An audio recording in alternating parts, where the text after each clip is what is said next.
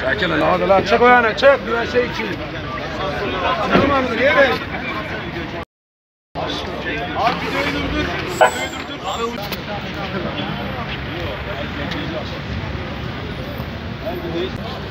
O otur çok kaç vereyim. İyi, tamam.